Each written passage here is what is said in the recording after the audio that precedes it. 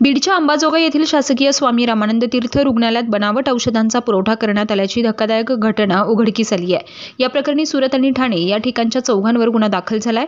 स्वामी रामानंद तीर्थ रुग्णालयाचा रुग्णांना मोठा आधार आहे, मात्र याच रुग्णालयात हा धक्कादायक प्रकार समोर आल्याने मोठी खळबळ उडाली आहे। महाराष्ट्र शासनाने नेमलेल्या औषध पुरवठा कंत्राटदारानं बनावट औषधांचा पुरवठा केल्याचं अन्न आणि औषध प्रशासनाच्या तपासणीत उघड झालंय। या प्रकरणी औषधी निरीक्षक मनोज पैठणे यांच्या फिर्यादीवरून सुरेश पाटील, मिहिर त्रिवेदी, द्विती त्रिवेदी आणि विजय चौधरी या चौघांवर अंबाजोगाई शहर ठाण्यात गुन्हा नोंदवण्यात आलाय। सदर बनावट औषध निर्मिती आणि विक्री प्रकरणात आंतरराज्य टोळी असल्याची शक्यता वर्तवली जात असून राज्यात त्यांचे जाळे पसरले असण्याची शक्यता फिर्यादीनं व्यक्त केली आहे। Tejvarta news network, Ambajogai, Beed.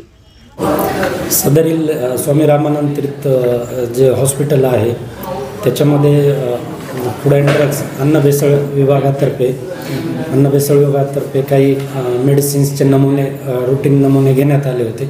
Azithromycin 500 ज्या टॅब्लेट्स आहेत त्याचे जे नमुने आहेत तर फूड अँड ड्रग्स विभागाला त्याच्यामध्ये बनावट आणि भेसळ आढळून आलेली आहे।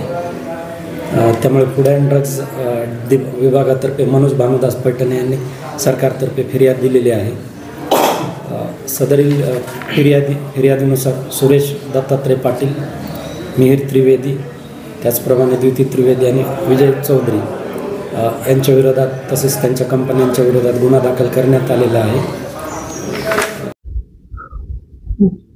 सदर म्हणजे जे SRT मेडिकल कॉलेज इथलं जे औषध बनावट घोषित झालेलं आहे तर ते अझिथ्रोमायसिन कंटेंटचं आहे, अँटीबायोटिक। याबाबत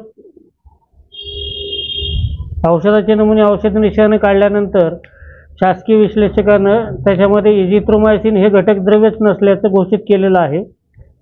या प्रकरणी तपास चालू असून उत्पादकापर्यंत तपास करण्यासाठी पोलिसांची मदत घेण्यासाठी त्याच्यामध्ये FIR दाखल केलेला आहे। याच्यामध्ये म्हणजे मोठं रॅकेट असण्याची शक्यता आहे, कारण याच प्रकरणी वेगवेगळ्या विविध ठिकाणी FIR दाखल झालेले आहेत आणि त्या दृष्टीने अंबाजोगाई येथे सुद्धा आपण FIR दाखल केलेला आहे।